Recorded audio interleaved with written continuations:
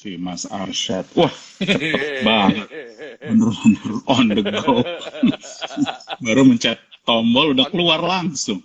Hah? katanya lima tiga On. puluh, jadi top on the Pas dot, banget Mas. 5.30. Pak Ketum, mohon maaf nih saya pakai batik karena diperintahin pakai batik kalau ketemu Pak Ketum.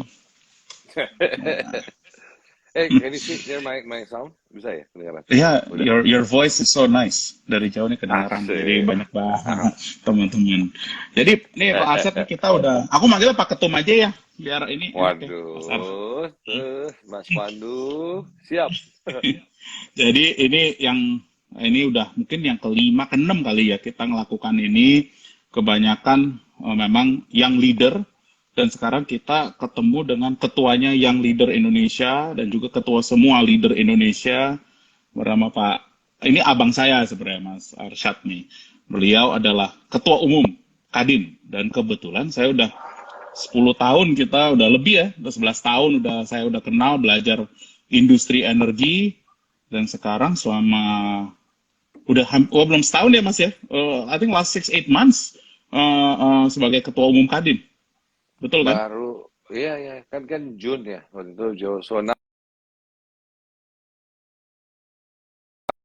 8 bulan. Jadi ini kebetulan berbincang-bincang karena sore nih dan kebanyakan orang nanya-nanya ini banyak semua Mas. Jadi ini kalau kita dengar audiensinya nih mungkin semua rata-rata still quite young. And everyone wants to know who Pak Arsyad and what is Kadin. Nah, jadi kalau misalnya Wah, saya ngasih pembukaan, saya juga kebetulan ditunjuk juga oleh Pak Arsyad sebagai salah satu ketua di Kadin untuk urusan fintech. Tapi yang mungkin buat semua yang pengen tahu, sebenarnya Kadin itu sebagai mitra pemerintah tuh apa sih? Di kepalanya Pak Arsyad sebagai ketua. Mungkin bisa share dulu nih nah, Pak Arsyad. Kadin ya. Kadin itu buat saya Kadin. rumahnya pengusaha. Rumahnya pengusaha. Hmm, Pokoknya rumahnya hmm, pengusaha dari yang besar, menengah, kecil, ultra mikro, ya kan, yang tua, yang hmm, muda, yang pemula, hmm, pokoknya semua hmm, yang namanya pengusaha, rumahnya di Kadin. hmm, hmm. Jadi kalau misalnya itu selama pemimpinan Pak Arsyad nih, arahnya kemana nih Kadin? Kalau bisa sharing. Gini, Jadi dan ini oh boleh Indonesia dong, boleh dong, gimana? boleh dong. Kan Hmm, motonya Kadin sekarang adalah hmm, inklusif dan kolaboratif, right? hmm, So inklusif semuanya, inklusiveness yang tadi dibilang dari pengusaha besar sampai pengusaha ultra mikro, dari yang muda hmm, sampai yang tua, yang pemula dan semuanya. Terus hmm, kolaboratif, kolaboratifnya adalah kita ingin melakukan kolaborasi mengenai apa hmm, dengan siapapun, pertama dengan pemerintah. Karena kalau ngomong Kadin, Kadin itu satu-satunya organisasi pengusaha yang namanya lahir karena undang-undang. Ya, jadi yang namanya hmm, undang-undang namanya kan bahasa itu kan apa Undang-Undang Nomor 1 1987 yang namanya hmm, itu adalah apa namanya Undang-Undang Kamar Dagang dan Industri Indonesia. Ya. hmm, Nah, di mana di situ dikatakan bahwa Kadin itu adalah the strategic partner oleh pemerintah. Nah, gitu hmm, kan. Nah, jadi dengan ini kita we are the strategic partner of pemerintah. Nah, namun siapa lagi stakeholder kita? Stakeholder kita juga adalah pekerja, buruh. Kita bicara apa namanya yang namanya semua itu adalah stakeholder. Apapun yang bicara ekonomi, bicara hmm, usaha, bicara itu. Nah, terus kalau di undang-undang bilang, apakah itu badan usaha milik swasta, badan hmm, usaha milik negara, koperasi, hmm, semuanya hmm. itu apa namanya adalah Semuanya jadi ya? Kadin, benar. Oh, Swasta, pemerintah, yang dimiliki pemerintah juga, yang dimiliki apa oh. koperasi juga itu. Nah, terus Jadi, utamanya apa yang kita mau lakukan nih? Utamanya hmm, adalah kalau yang besar-besar, Mas Pandu, itu kan hmm, udah bisa berkembang sendiri. Tapi yang kita mau fokuskan hmm, adalah kepada yang hmm, namanya small medium enterprises, right? And hmm. bagaimana tuh, kalau boleh nih, boleh nggak nih ngomongin masalah pilar Boleh dong. Kadin? Boleh, Nah, pengen itu tahu adalah Mas, pengen tahu, pengen tahu. Nah, pilar Kadin itu pertama kan tadi inklusif dan kolaboratif. Dan kita ada 4 pilar Hmm, nih. 4 pilarnya yang hmm, tiga pilar pertama dulu itu ngeliatnya keluar, yang hmm, satu ngeliat ke dalam. Nah, hmm, penting sekali pertama kita ngeliat diri kita sendiri, ya kan? Jadi hmm, makanya pilar yang keempat itu adalah bicara mengenai Kadin, mengenai organisasinya, mengenai regulasinya, mengenai bagaimana kita membenah yang namanya Kadin. Karena Kadin juga jangan istilahnya gini loh, kita bicara selalu revolusi industri 4.0, digitalisasi, tapi Kadinnya sendiri tidak menggunakan digitalisasi misalnya. Nah, ini kan we have to look at ourselves, right?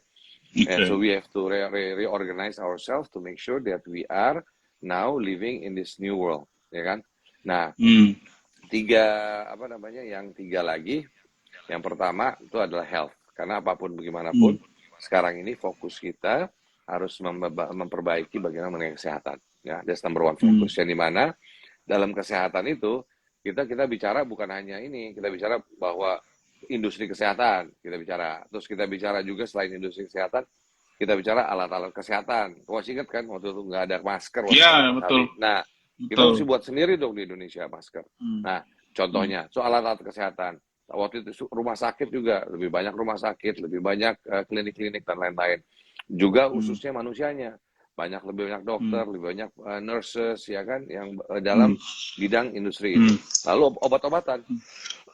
Obat-obatan juga penting supaya kalau bingung kalau kita ada apa-apa masa nggak punya obat sendiri buatan Indonesia gitu ya, kan. Betul, nah itu betul. Nah tapi itu semua baru kita bicara mengenai yang namanya kesehatannya nih. Nah itu orang berarti kan kalau udah kesehatan itu orang sakit dulu baru perlu itu, tapi kita juga perlu bicara prevention. Kita juga mesti ngelihat nih kenapa prevention. Kalau kita lihat namanya BPJS ya kan, kita lihat tuh nama angka BPJS naik terus biayanya tinggi. Nah ini kita harus belajar sama Amerika. Waktu baby boomers di Amerika, terus kalau kita nggak beresin, berarti nanti ke depannya yang istilahnya muda-muda sekarang nih itu menjadi beban untuk yang muda-muda ke depan. Karena kan nanti gimana? Yang the next generation have to pay for the current generation. Ya. Nah, ini kita harus juga perhatiin. Nah, dengan itu kita bicara apa? Kesehatan mesti sehat. Indonesia sehat. Yang dimana apa? Berarti kan ke depannya kita mesti mikirin makanannya Indonesia gimana. Kita bicara mungkin kita promote makan ikan daripada kita sapi apa kita bawa import ikan kita banyak di Indonesia ini archipelago, kenapa enggak makan ikan proteinnya lebih sehat misalnya. Terus bicara juga Indonesia sehat apa sekarang kan olahraga segala macam. Nah, tapi kalau olahraga ini kita mesti pikirin juga adalah urban planningnya mesti bener nih. Ya kan, supaya tadi at the end of the day supaya kalau ada tempat track buat sepeda, buat mobil. Jadi itu sebetulnya IKN jawab itu tuh ibu kota negara karena itu adalah simbol buat kita ke depan khusus untuk kesehatan. Nah, terus yang kedua setelah kesehatan pilar yang kedua itu adalah pilar yang namanya ekonomi daerah untuk memperkuat ekonomi daerah untuk memastikan ekonomi nasional itu maju. Nah, kenapa ekonomi daerah? Karena kita harus perhatiin nih bahwa bagaimana membangun setiap daerah.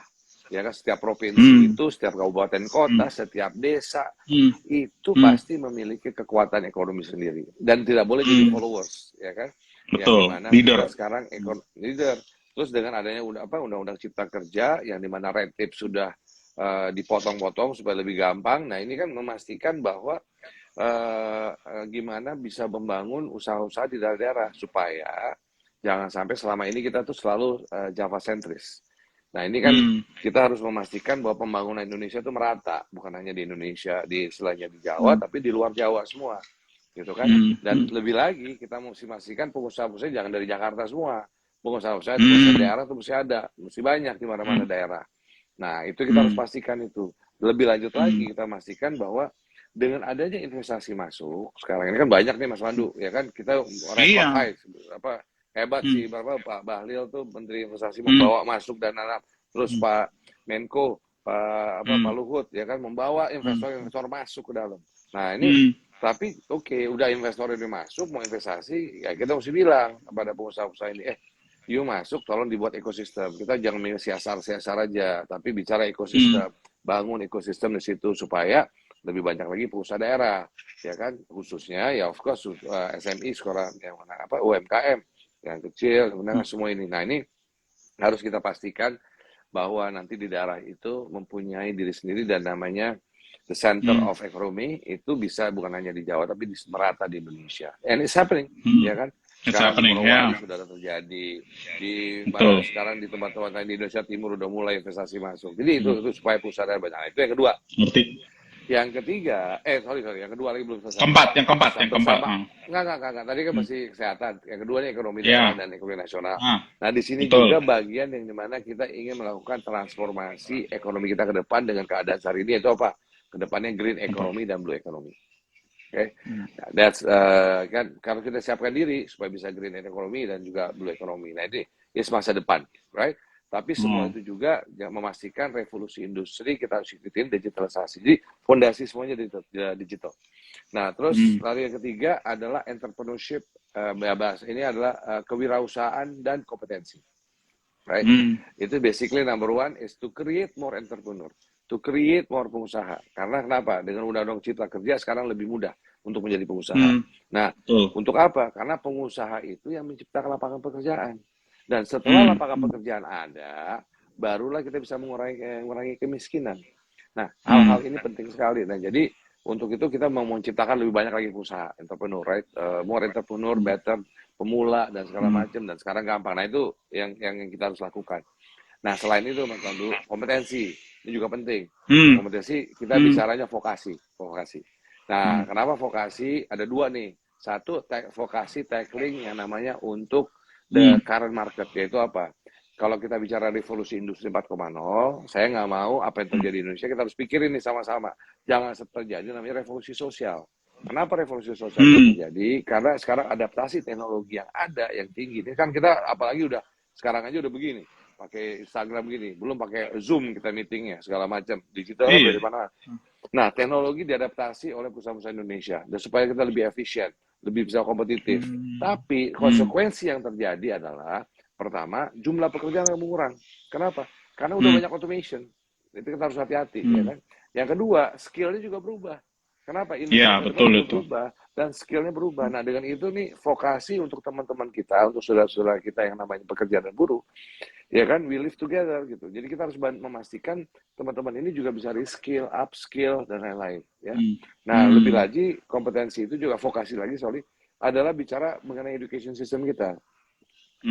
Mas Nadiem tuh udah hebat, udah bicara sekarang kan link and match, bicara kampus merdeka. Betul. Tapi itu only tackling baru di S1 side. Tapi kita mesti bicara tackling gimana di SMP, SMA. Kalau kita contoh, kenapa nggak contoh kayak di Jerman, kayak di Swiss, itu bagus loh. Jadi you can get vokasi supaya setiap ini you bisa mendapatkan kompetensi, you learn skill, dapat skill. Nah, udah dapat skill itu supaya dengan ada certification terhadap skill itu. Jadi tinggal mau ambil lagi dia bisa ambil lagi. Jadi you don't have to go through just one. Karena yang masuk S1 15-20%, maximum 25%. The rest kan mesti ada juga yang SMA bagaimana dan ini juga. Nah, ini kita harus tackle. Terus lebih lagi, saya sih pengennya juga ngeliatnya adalah ini ada two education system. Maybe politically is not ini, tapi juga perlu kita lihat. Kenapa? Karena ada di pendidikan, ada di agama. Ada madrasah, SMA. Betul. Nah, ini juga harus dipikirin. Oke, kita kan mau pengen lebih banyak santri, yes. Tapi santri juga kasihan kalau nggak ada pekerjaan.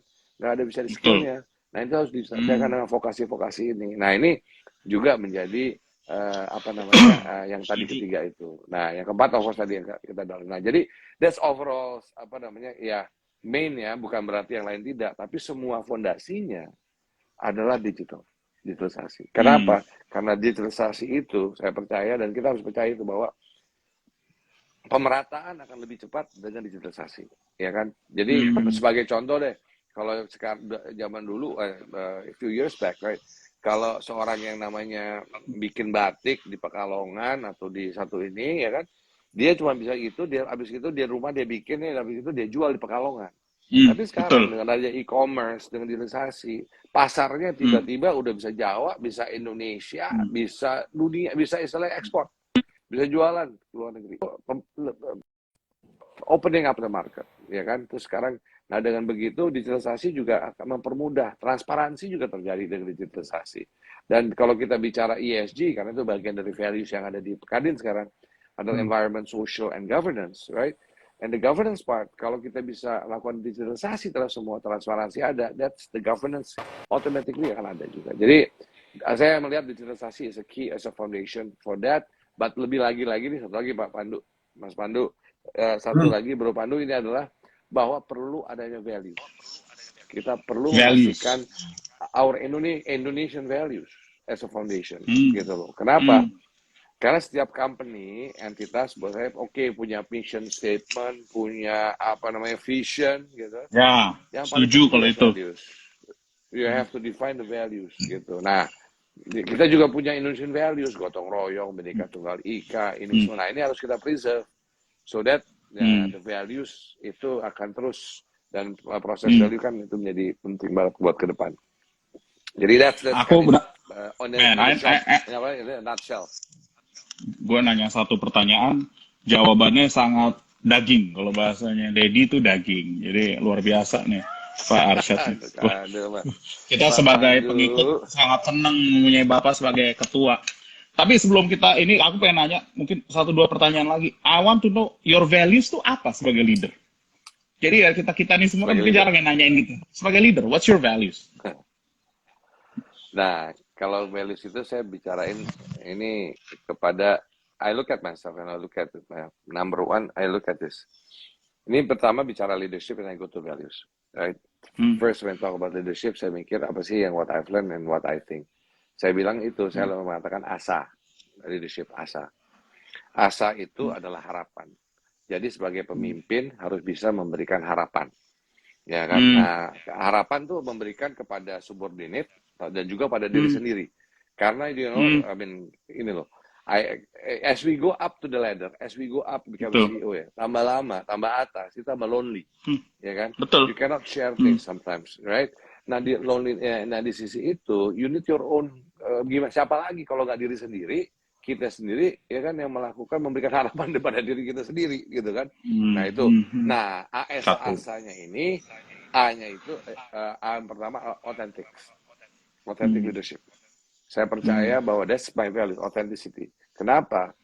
The value of authentic, sebagai authentic leader, so you have to become yourself. Gitu. You're not somebody else. Don't follow exactly. Lo boleh belajar lah, istilahnya. You can learn apa namanya leadership dari semua orang. Tapi actually, Gods itu sangat apa namanya sayang sama kita. Kita diberikan semuanya leadership di dalam. Nah, itu yang saya pertama authenticity. Jadi harus being yourself, bring your own leaders dengan sendirinya energi yang lo berikan itu going to be positive energies, alright? Then S is another thing. S itu spiritual, gitu. Nah, that's where the values is. Nah, spirituality. Nah, kenapa perlu spirituality? Karena kita bicara, we talk about God, right? We talk about ini Tuhanan yang Maha Esa, right? That means there is always as values yang kita mesti pegang. Nah, 5 values yang saya define untuk our company, right? Which basically juga is actually my own personal value karena I was pada awal waktu itu kita bangun perusahaan itu kita ini kan. Nah, 5 values itu pertama integrity, kedua adalah unity and diversity, Bhinneka Tunggal Ika, ya kan? Yang ketiga adalah namanya gotong royong, tapi pakai bahasa Inggris teamwork gitu ya, gotong royong. Terus yang keempat itu adalah achievement, ya kan, making sure that we have profit lah kalau di perusahaan. Tapi ini achievement karena saya bilang it's more than profit. Achievement itu kita bicara stakeholdership, kita bicara bagaimana how to create values for all, gitu ya. Okay, that's achievements yang kita lakukan. Nah, yang kelima adalah social responsibility. Social responsible. Kenapa? Although you have apa namanya sudah buat your big profit, dan jangan lupa dong sama istilahnya sekitaran. Kita harus bantu orang yang lebih susah. We have to help. So socially responsible. Dan yang terakhir plus one, yaitu apalagi ya tadi actually agility itu masuk dalam bagian values itu. Karena apa itu? Nah, ini yang ASA-nya yang ketiga, A-nya itu agility. Nah, dia agility secara values, cara leadership tadi kan ASA, ASA. Authentic, spiritual, agility. Agility. Nah, agility-nya itu adalah 3. Pertama, kita bicara agility, pertama adalah adaptive. Right? We have to be able to adapt, right? Quickly, right? And then yang kedua adalah apa namanya bicara innovation, to innovate, thinking out of the box gitu kan. Terus yang ketiga adalah ini apa namanya the word kokoh, tangguh, ya kan. Supaya tadi kita bicara bahwa dalam keadaan ini agile itu kan adaptive, thinking of the box. Apalagi lagi zaman sekarang nih tiba-tiba berubah, tiba ada pandemi, ya kan. Nah, We have to be betul. agile, we have to be adaptive dan segala macam, right? Nah, so dan mesti kokoh terus, ya kan, mesti itu. Nah, jadi ya, so if you talk about that, that's leadership versus and then values yang Nggak, lain. aku nih, Itu. makanya kalau soal otentik tuh gue berani inilah, gue berani bilang bahwa itu bener banget. Karena sama-sama tuh itu sama Pak Arsyad, kita sama-sama kunjungan kerja ke Middle East. Ini ada cerita lucu aja, aku sharing dikit nggak apa-apa ya, walaupun banyak yang dengerin nih Pak Arsyad. Tapi waktu itu kita ada Jangan meeting. semuanya, Mbak. Nggak semuanya, tapi ini ada satu contoh yang menurut gue kagum sama Pak Arsyad ini, karena it's something you don't reveal, kecuali lo pergi bareng ke suatu tempat selama waktu yang cukup lama. Telat. Pak Arsyad ini jarang telat sebenarnya. Tapi di sini kita mau ada acara dinner kerjaan, beliau telat. Terus cek kenapa telat. Rupanya timnya Pak Arsyad ada satu yang sakit, ada yang agak nggak enak badan, ada satunya emang telat karena ada urusan kerjaan. Si Pak Arsyad nungguin 45 menit. Tunggu sabar aja. Tunggu. Biasanya, ini saya juga termasuk, kalau udah telat 15 menit, udah gue tinggal deh, lo nyusul. Di sini, si Pak Arsyad tungguin. Terus gue bilang, gue kagum, ini hebat nih sebagai seorang leader. Makanya, kalau bisa dibilang, timnya Pak Arsyad nih very loyal to him. Jadi apapun, ya udahlah, Pak Arsyad ini serang-serang gitu loh. Dan itu salah satu contoh nih, buat teman-teman yang nggak tahu tuh, itu yang sangat berbekas buat saya waktu kita pergi kunjungan. Hebat banget ya. Kita discuss nih luar biasa juga si Pak Ketum. Jadi artinya kalau misalnya ada satu yang sakit atau apa diurusin. Nah itu menurut saya tepuk tangan nih, bukannya muji depan semua, tapi itu bener kan Pak? Itu waktu itu terjadi telat, kenapa telat nih? Ada apa? Oh rupanya itu. Jadi itu memang dari sisi authenticity-nya emang ya begitulah orangnya si Pak Arsyad. Itu dari saya. Waduh. Thank you, Gitu bos. Pak Pandu. Gitu bosku, Bro bosku. Pandu, thank you. Ini gue harus Udah baik-baikin lemes Pak, kita gue harus nih. baik-baikin Pak. Gue harus baik-baikin Pak Arsyad guys. Kenapa kita bikin ada acara ini? Biar nanti buat acara G20 tahun ini nih, gue nggak terlalu banyak dikasih kerjaan. Karena ini salah satu cara para WKU melobi biar kita nggak dikasih banyak kerjaan. Makanya kita bikin acara-acara melalui Instagram, YouTube, dan segala hal buat Pak Ketum. Pak Arsyad, aku ini kan saya tuh Ya. sengaja kita hanya mau bikin 30 menit, 45 menit diskusi. Jadi saya mau Ah, nanya dulu iya, nih, iya. short term dulu deh. Nih, saya mau nanya, what is G20, B20 itu apa sih? Dan kenapa sih ini penting buat kita semua nih? Why should we care?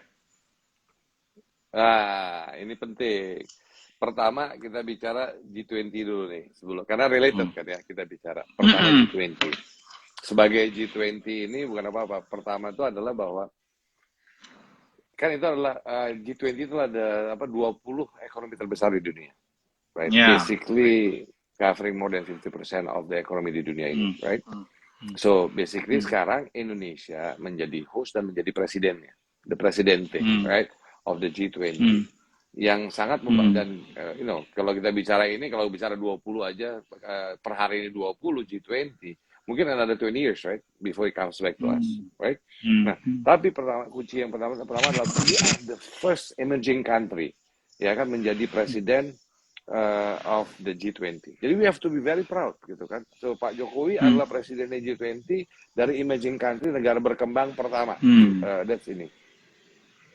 Nah, untuk itu G20 ini juga Pak Presiden juga ingin sesuatu yang berbeda nih. Biasanya nih kalau bicara G20, kita bicara hanya the big agenda besar, yaitu apa sih mengenai ekonomi situasi dunia pada saat ini. Of course, we talk about pasti health menjadi main karena diskusinya kan adalah karena nomor satu karena keadaan itu yang kita lagi hadapi, right? Nah, tapi balik kepada G20 tadi bahwa kita ada negara yang pertama. Nah, untuk itu apa yang bisa kita lakukan di sini yang Pak Presiden kan adalah bagaimana kita bisa membawa agenda daripada negara berkembang ya kepada namanya G20 ini. Oke. Nah, yang dimana utamanya kalau kita bicara negara berkembang apa sih? UMKM dong. Kita bicara small medium enterprises. Kita bicara pengusaha pemula. Kita bicara, nah ini hal-hal yang penting gitu kan. Makanya ada 3 main dari semua agenda yang besar ya. Ada 3 yang menjadi fokus Indonesia. Yang pertama fokus Indonesia itu adalah mengenai yang namanya health, of course, right? Yang kita bawa ke agendanya. Kesehatan, betul. Bicara arsitektur daripada kesehatan dunia. Bagaimana nih, gitu kan? Nah, terus yang kedua, ya kita bicara sustainability, khususnya energy transition yang kita akan fokus, ya. Apaan sih itu energi transisi? Energi antara transisi apaan kita. sih? Nah, Hmm, yang tunggu, habis itu oke. I will tell you. Yang ketiga adalah bicara ekonomi digital, transformasi Hmm, ekonomi menjadi ekonomi digital. Nah, hmm, itu yang tiga itu. Tadi the main hmm. three main thing yang menjadi agenda kita. Nah, tapi gini loh, Bro Pandu, kalau boleh saya cerita Hmm. dulu ke B20-nya, nanti I come back to you, Nah, to your boleh, question, boleh. energy Apa sih transition. ini Boleh ya? B20? Kita Boleh ya? disuruh-suruh Boleh ya? B20. Iya, disuruh-suruh Nah, B20, gue nggak ngerti, bos. Apa tuh? enggak. Nah, jadi kan kalau udah bicara G20 agenda besar negaranya, itu kan masalah kebijakan, right? Nah, Betul. dari kebijakan ini kita nggak bisa bicara kebijakan. Implementasinya gimana? Apa yang bisa diimplementasikan? Nah, Hmm, di sini kita mau hmm, align G itu government, kalau B itu business. So, the business hmm, side, tapi selain itu, sorry ya, sebelum ini nanti dimarahin teman yang lain nih. Karena selain ada G20, kan ada B20 ini. Ya, itu yang paling besar lah ya hmm, bicaranya. Karena kan ini. Tapi ada juga yang namanya Y20, Youth 20, ya kan? Ada bicara P, Parliament 20, bicara juga ada V, Value 20, bicara ada yang namanya uh, apa L20, which is Labor 20, dan lain-lain. Ini man, banyak that's a ya lot. istilahnya. Okay. Tapi memang yang paling besar itu adalah the B20. Kenapa? The businesses. Karena bicara ekonomi kan. Nah, dalam Hmm, hal konteks ini, di sini kita pertama kali we are aligning antara si G20 sama hmm, B20. Nah, tugasnya B20 adalah membahas, mendiskusikan juga hal-hal yang apa yang sedang terjadi dalam ekonomi di dunia dengan ada kesehatan sekarang ini, terus memberikan masukan. So, the B20 akan memberikan hmm, masukan pada si G20. Ini kebijakan ini nih hmm, yang kurang lebih ini yang kita lagi hadapi, yang kita perlukan, gitu kan. hmm, Nah, hmm, hmm, hmm. tapi selain bicara B20 bilang ini apa yang masalah yang ada dan segala macam, dan apa yang harus kita bawa ini ke depan menjadi agenda ekonomi ke depan, tapi juga Pak Presiden jalan lebih lagi, dia bicara sama kita, dia bilang, gimana nih supaya jangan sampai kita cuma bicara agenda besar kebijakan, bicara B20 implementasi, langsung bicara contohnya apa. Jadi Nah, itu kan apa, nah, supaya betul-betul terjadi. Nah, lebih lanjut lagi harus bagaimana memastikan, membumikan yang namanya acara G20, B20 dalam ini, ya kan untuk supaya untuk dirasai oleh masyarakat. Nah, sekarang let me go back to the three agenda tadi kan. Yang pertamanya arsitektur kesehatan. Tadi ya seperti which is basically kita ini mesti melakukan demokratisasi terhadap yang namanya kesehatan, ya kan, supaya nggak semua negara akan mampu untuk menangani kesehatannya sendiri, ya. So nanti ada hal itu yang akan kita lakukan. Energy transition bicaranya adalah kita Indonesia contohnya dan juga negara dunia ini sudah ada komitmen terhadap namanya net zero emission. Indonesia membuat komitmen net zero emission di tahun 2060, ya. Kemarinnya baru ada COP26 yang dimana kita lakukan hal hmm, itu. Nah, sekarang ini untuk yang namanya energy transition ini kita bicara bagaimana energy transition dari fosil ataupun non renewables to renewable energies, right? hmm, Nah, yang dimana energi terbarukan kita bisa, dan Indonesia punya potensi besar sekali. Sekarang ini our potensi masih kecil gitu. We are still hmm, below double digit. Padahal secara hmm, negara aja nih kita punya target di tahun 2025 itu 23%, right? Belum hmm, lagi nanti ya going towards net zero-nya. Kita punya geothermal, kita ada solar itu apa surya, kita ada yang hmm, namanya hydro, ya kan?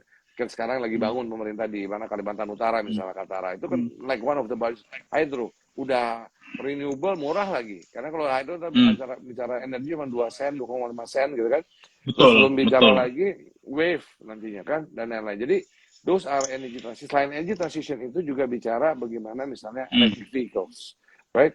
Bicara Ya, bagaimana tadinya vehicle ini sekarang dari ya yang pakai fosil akhirnya pakai elektrik, ya kan. Nah kita juga hmm, and we have to be bangga kan kita menjadi salah hmm, satu istilahnya the place of hmm, where electric vehicles gonna be, ya kan, hmm, dari mulai baterainya dan segala macam, right? And then we're gonna talk about batteries and all this. So all these are the futures, right? So energy transition iya, dalam konteks itu semua. Nah, selain hmm, selain itu apa namanya? Kita juga bicara tadi ketiga digital ekonomi, bagaimana hmm, mentransformasi tadi, dan Indonesia juga kan sangat hebat dong. Pak Pandu juga hebat iya, banget yang Pak Pandu perusahaan-perusahaannya kan yang digital itu hmm, semua. hmm. Nah, that's just Indonesia. Siapa aja, Pak? Dan Indonesia bisa mencoba Hmm, itu, ya kan? hmm, Itu menjadi hmm. hal yang paling penting. Nanti kita ada contoh-contohnya tuh proyek-proyek apa yang kita mau Siap. bawa proyek Indonesia, tapi bukan hanya untuk Indonesia. Ini kita nggak bicara Indonesia, kita bicara dunia. What we Dunia, sustainability, ya. misalnya kalau kesehatan. Contoh, peduli lindungi itu hebat loh. Kita Iya, tuh betul. mesti bangga dengan peduli. Peduli Lindungi. Terus pada waktu itu bagaimana contohnya ya, ada teledokter kita, banyak perusahaan startup kita kan, yang namanya telemedicine dan segala macam udah mulai, halo dokter lah segala macam lah ya. Yang mana itu waktu pandemi awal kan itu ditelepon aja karena kan rumah sakit penuh, jadi di rumah terus bisa dikirimin obat, bisa ini, dokternya bisa online segala macam, right? This can be actually scalable untuk negara emerging countries yang lain di dunia ini, right? So sebagai contoh, that's one side ya, sebagai contoh. Terus juga energy transition tadi kan kita bangun sekarang mulai surya, hydronya dan segala macam, right? Batteries yang kita lagi bangun, bagaimana kita membangun industri itu, electric vehicles yang kita lagi bangun.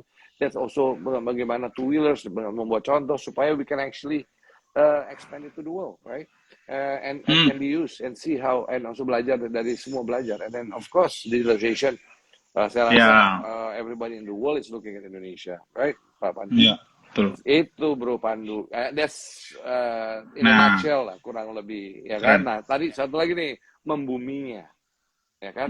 Kita membawa isu bahwa ini semua untuk bicara usaha kecil menengah, ya, betul. UMKM, betul. Ya kan? How di UMKM ini, ya kan? Kita membangun ini supaya bisa menggunakan digitalisasi bagian dari pembangunan ini semua. Ya kan? Nah, meanwhile dalam proses itu ini mulai dari ini. Eventnya memang November di Bali, ya kan? Nah, G20 itu tanggal 15 kurang lebih tanggal 15 Novemberan ya di Bali. Tapi pemerintah menyiapkan 150 event, ya kan, kurang lebih. Ya itu hanya G. B20-nya kita ada kurang lebih sampai 50 mungkin events of B20 menuju ke Bali istilahnya kan. Yang dimana itu akan dilaksanakan di beberapa tempat di Indonesia. Dengan itu apa yang terjadi? We are creating banyak yang akan datang, ya kan, untuk meeting-meeting itu. Yang itu adalah tourism, ya kan, pariwisata. Kita bicara juga bagaimana nih teman-teman UMKM bisa dengan adanya itu efeknya bisa menjual makanan, bisa restoran, bisa buat apa-apa, hotel-hotel mulai terbuka dari mulai kecil sampai besar, bisa sambil tamasya datang ke sini karena mereka datang sekalian aja dia pikir kan mau jalan-jalan dan segala macam. Dampaknya akan ini.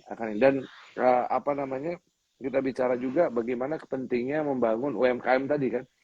Jadi kita mau bahwa semuanya merasai apa yang terjadi pada hari ini dengan adanya event tadi dan banyak event tadi yang dilakukan di semua Indonesia, menggairahkan ekonomi daerah tersebut di berbagai tempat yang akan dilaksanakan, yang dampaknya jelas gitu ya, bahwa nantinya akan membawa dampak positif terhadap teman-teman UMKM, keluarga UMKM, karena banyak yang tadi. Jadi ya itu Bro Pandu kurang lebih membumikan itu dan membagian-bagian. Dan di sini kalau kita ingat Asian Games, ya kan, kita mesti bikin sama nih, kita mesti bangga nih. Ini ada namanya G20, B20 ini, ya kan, dan inclusiveness juga tadi karena ada Parliament 20, ada Labour-nya, ya kan, dari DPR ngumpul, labor di dunia ngumpul, ya kan, namanya pekerja buruh semuanya. Jadi so that's I think dan Indonesia membuat agenda itu dan kita mesti bangga gitu bahwa we are there, we can try. Nah, gue mau spend the next 10 minutes aja.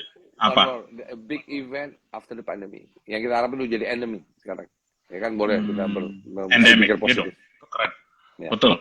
Nah, ini gue mau nanya nih karena ini Pak Arsyad ngomongnya udah sangat detail, hebat, banyak pertanyaan nih. Jadi aku mungkin mau ke audience, ada beberapa pertanyaan.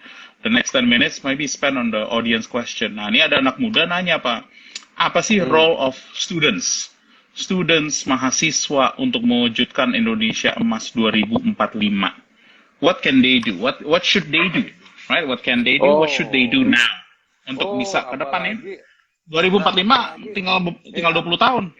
Iya, apalagi kalau bicara mengenai apa namanya students, right? Whether high school, SMA, SMP, bicara mahasiswa, 2045 is for you, right? Yeah. Itu is what we want to do kan. Kalau bayangin 2045 ini kan, so yuk sama-sama kita pertama kan kalau kita mimpi bersama, memimpikan Indonesia 2045. Indonesia kayak gimana sih yang kita inginkan? Nih kita sama-sama student semuanya. Suatu Indonesia emas, Indonesia sehat, Indonesia maju, Indonesia apa nih? Ya kan? Kita pengen ke apa sih negara kita? Tujuan kita mau kemana sih? Yuk pikirin sama-sama. Supaya kita punya tujuan.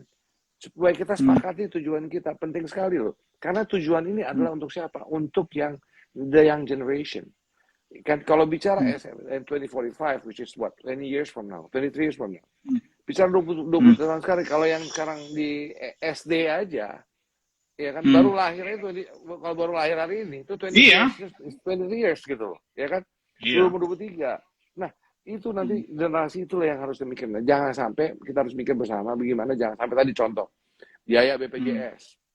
Hmm. Nah ini kan kita harus pikirin, kalau kita nanti, bayangin nggak, kalau ini yang tua-tua kita jadi tua, gue udah tua tuh. Kalau Biden, gue tuh 70, 70-an Lo lebih kepala bos, enam, kali. lo Kalau kepala enggak kalau enam 7 bukan? kali bos, bisa-bisa, ya Oh. kan. Nah, jadi dengan begitu, bayangin, ya, gue nggak mau jadi beban juga dong. Nanti yang masa Iya yang dong, muda-muda jadi memberikan, istilahnya menyiapkan bayar BPJS untuk kita yang sakit gitu kan. betul. Setuju, Jadi setuju. kita mesti sana. Jadi dari refleks itu yang Hmm. bicara yang apa, ibu kota negara. Ibu kota negara itu adalah simbolnya. Simbol daripada Indonesia Emas 2045. Membayangkan suatu Hmm. kota negara. Wah, ini kota baru yang seperti, wah ini bayangan 2045 gitu. Nah, itu Hmm. apa? Ya tadi kan di sana tuh, wah yang utama bukan naik mobil. Pertama tuh jalan kaki. Ya kan? Hmm. Habis itu naik sepeda, ya kan? Untuk Hmm. biar sehat. Baru naik mobil tapi elektrik, ya kan?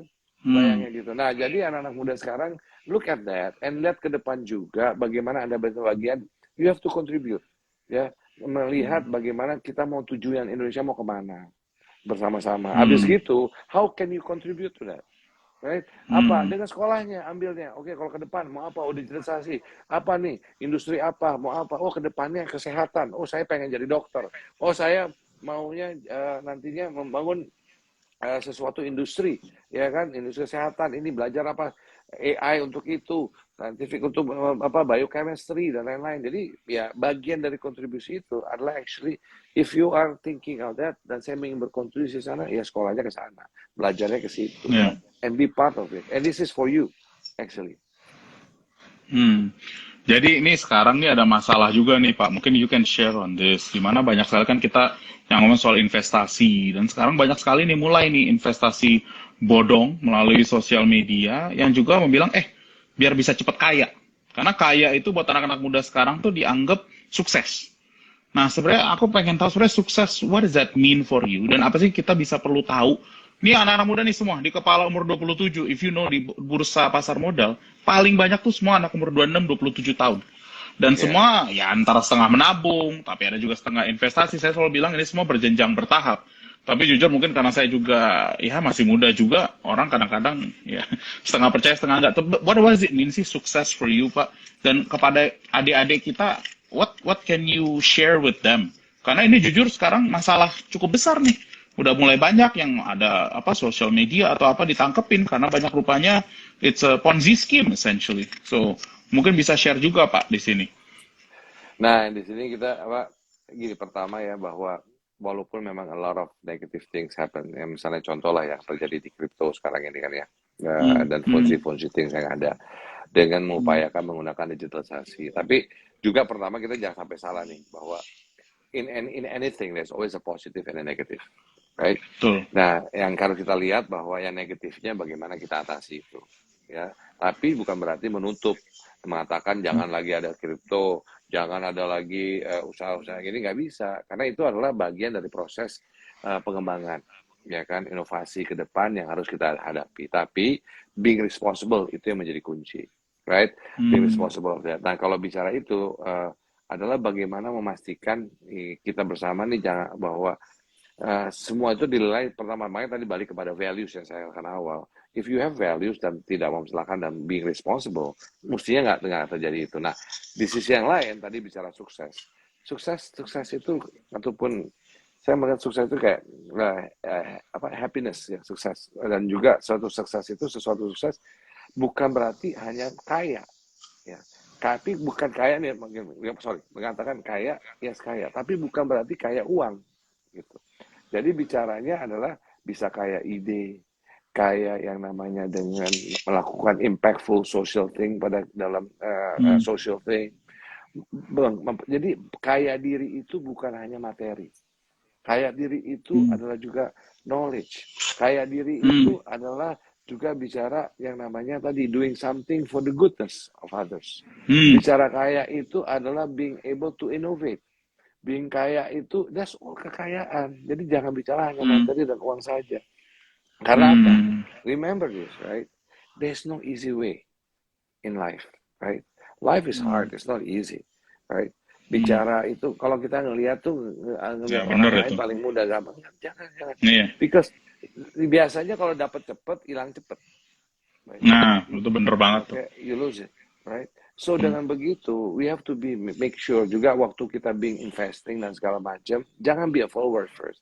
Dilihat dulu, ya kan, apakah particular investment itu dan semuanya itu adalah orang-orangnya gimana, is it responsible or not dan segala macam. Dan memang ada regulation, tapi memang kalau bicara regulation lambat, ya kan, makanya Iya. kunci daripada itu adalah values dan memikirkan pada di sini bicara mesti lebih critical thinking, ya kan, bicara Hmm. lebih kritis memikirkan sesuatu itu, jangan semua di follow, tapi you have to look at it first dan research dalam hal itu.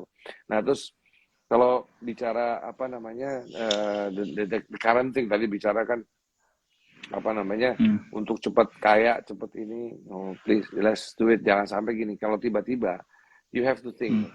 semua investasi itu pasti ada resiko, Iyalah, yang betul. dimana kalau udah kita ini tiba-tiba bisa nol, tiba-tiba nol. Kalau Betul. juga ada pendapatan yang lain, bagaimana hidup nanti? Iya, You're bener itu. gone, you're You're gone, gone, man. gitu. You're Jadi gone, ya, man. Japi bukan berarti bukan berarti yang namanya crypto is bad. No, cuman kita bicaranya Yeah. adalah bagaimana being responsible, right? On that, Hmm. Nah, Pak, maybe one last question, given bro. the time. Aku hanya pengen tahu pertama ini juga. Yes. Halo, bisa dengar? Jadi ini mungkin satu pertanyaan Iya, aja, kenapa tuh? terakhir. Bisa sharing nggak nih, Mas Arsyad? Kan you talk about what Kadin is. You talk about your style of leadership. You talk about G20. And I think you've answered some of the question from the people listening. Yang saya pengen tanya terakhir nih, sebenarnya cita-cita ke depan untuk seorang Pak Arsyad Rashid buat negara ini apa sih? And how you think you want to contribute? Karena jujur nih, semua yang dengerin, saya sebenarnya agak kaget waktu Pak Arsyad mau jadi ketua umum Kadin. You know, because I know him, to be honest, as somebody who likes to run the business and do it very well. Habis itu ya udah, gitu loh. Waktu dia bilang gini, hah beneran dia mau jadi ketum Kadin gitu loh. So it's out of the box and maybe out of your comfort zone. Sebenarnya out of your comfort zone kalau saya yang lihat sebagai orang yang berteman dengan Pak Arsyad. So I mean, I guess this is the next stage of your life, Pak Arsyad. So I want to know, for someone like you, what do you want to do next? Just the next couple of years. Saya nggak mau terlalu takabur ngeliatnya terlalu jauh ya. Tapi what is it that drives you? What is it that you want to do for this country? Itu aja lah pertanyaan terakhir. Pertama gini, sebelum menjawab what I can do for the country, apa yang saya lakukan pada diri saya sendiri, Bro Pandu. Nah itu, I read this book, Bro Pandu, namanya Halftime, right? Buku itu namanya itu Halftime. Nah basically waktu itu saya pikir bahwa dalam kehidupan ini adalah ada babak kayak main bola tuh, ada babak pertama, ada masa istirahat, ada babak kedua, gitu kan. Akhirnya kalau babak pertama, wah gimana mau mendapatkan sesuatu kekayaan tadi, bukan kekayaan materi ya, tapi kekayaan bermacam-macam, yaitu apa, knowledge, pengalaman, ya kan, inovasi segala macam itu. Nah tapi to a point, ya kan, then my life after babak pertama, sebelum babak yang kedua dalam kehidupan itu adalah di tengah-tengah waktu masa istirahat, yang dimana saya melihat ke depannya apa sih, at the end kan ini we all die. Benar nggak sih? Ya, Akhirnya betul. apa sih yang what legacy, apa sih yang saya mau taruh di dalam, kata ada waktu itu belajar di sekolah, dibilang kalau you have a tomb of your when you pass away, meninggal itu, lu mau taruh apa di situ? Ataupun kalau pas dari atas nih, habis meninggal ngelihatnya ada orang di bawah ngeliatin gitu ya, lagi berdoa, lah mudah-mudahan ada yang pada doa. Kalau tambah ramai mungkin berarti kita dicintai, gitu kan? Iya. Terus, tapi nggak lagi zaman pandemi gini, terus kalau lagi ramai gitu, terus habis itu orang-orang itu ngomong apaan tentang kita? Iya, betul. Ya kan? Betul. So dengan begitu, dan saya thought myself, okay, what is my after half time tadi muter-muter ini mau ngapain sih? My second half. Nah, second half ini I want although I've done impactful thing in my life, tapi saya merasa I have to do something more than that. And I thought this is giving back. Giving back to the people. Karena saya percaya negara itu kan adalah concern to people. How to give back to the people. Nah, dengan itu waktu Hmm. itu waktu running Kadin Pro saya melihat ini mungkin tempatnya salah satu I can actually give back, yaitu bagaimana giving back dengan cara making social impact, yang dimana saya sendiri sebagai pengusaha, why not I come to Hmm. rumahnya pengusaha, coba membangun Hmm. lebih banyak pengusaha, dan khususnya Hmm. teman-teman UMKM, saudara-saudara UMKM kita ataupun pemula, Hmm. yang supaya bagaimana we can actually, if I can create more impact, misalnya gini, if I Yeah, can it's create awesome. more pengusaha, more entrepreneurs, I'll be happy. So I just want, that is happiness for me. If I can Hmm. actually create that impactful. So for the next year, what I want to do, I want to focus in Kadin. I want to make Hmm. more impactful life what I have. Untuk negara ini tadi, whatever, bukan saya aja, I think everybody, we can do small things, right? Whatever where we are, and actually for the benefit of the country, untuk sebagai negara.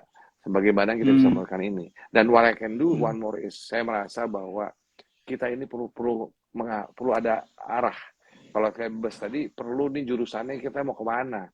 Khususnya Hmm. mengenai ekonomi, khususnya mengenai Hmm. kesejahteraan. Ya kan? Hmm. Untuk itu, Hmm. makanya if we can actually, saya bisa melakukan bahwa, yuk kita arah ke Indonesia ke sana, yuk bersama-sama. Hmm. Yuk ngapain caranya itu, ya kan? That's very important. Dengan begitu, Yeah. I think we have done a lot and making that we are going to that direction. Kemana arah Hmm. Indonesia, contoh tadi Indonesia Emas. Kalau kita bisa menjadi bagian daripada membuat Indonesia Emas, Indonesia di mana menjadi salah satu 5 besar ekonomi besar dunia, yang Indonesia yang sejahtera, Indonesia yang sehat, Indonesia yang bersih, Indonesia yang hebat. Wow, don't you think Yeah. there's an impactful thing that we can do? No, Bro Pandu, ya, that's Bener what bro, my focus. bener I just bos. want to create. Bro. Ya, Itu gue Bro manggil lo bro Pandu. salah juga. Lo bro ketum. Cakep. Tapi honestly, thank you for this. Karena aku jujur ini kan banyak nih dagingnya banyak banget. Dan aku try to avoid also some of the questions. Masalah kita punya 2 perusahaan agak mirip-mirip kerjainnya. Jadi gua dan dua perusahaan TBK. Jadi kita nggak boleh banyak banget yang dari tadi nanya ke sana. Gue bilang mohon maaf guys, gue nggak bisa ngomong di situ. Tapi Enggak. mungkin saya Cuma satu, mungkin boleh, Bro. Kalau kita bilang apa? punya yang sama, at least what we are trying to do, we are trying also to Yes, adapt ourselves to betul, create a transition, betul, right? betul. Benar nggak? Bareng-bareng, gotong royong itu namanya. Kita Gotong ngerjain royong. itu. Jadi makanya gue pengen just close this. Makanya ini buat semua nih, nanti saya bakal masukin rekam juga, so you guys can listen in your own time. Tapi bagus banget. Mungkin saya malah paling banyak ngambil soal values itu. Menurut saya itu yang paling penting adalah dari sisi authentic, spiritual, dan agility. Dan di situ aku baru tahu cara mikirnya. Lu tuh ada sampai 2 layer, bos. Setiap 1 layer ada 2 layer lagi berikutnya, which is awesome. Jadi memang nih terakhir sebagai penutup buat yang dengerin ya Pak Arsyad ini sebagai ketua kita memang pemimpin masa sekarang dan kayaknya juga jadi pemimpin masa depan juga. Makanya saya thank you sama Pak Arsyad as our leader, thank you dan semoga ini banyak berguna. Jadi terima kasih. Ini udah waktunya sholat kali ya. Assalamualaikum warahmatullahi wabarakatuh Pak Arsyad. Thank you, Yes. makasih. Terima kasih Bro Pandu, thank you semuanya. Again, appreciate very much. So I think my first or my second on this Instagram thing, So I I'm know, learning too, it's right? cool, right? I'm adapting, It's a bit right? weird, tapi Cool. cool. Yeah, Yeah. adapting. Tapi Nanti kita TikTok ya Pak Arsyad ya. We've never tried TikTok. Boleh bro, apa yuk challenge gua. Tapi again, assalamualaikum Thank you. warahmatullahi wabarakatuh. Okay. Semuanya untuk yang lagi mau sholat, semuanya salam dan salam sehat untuk kita semua ya.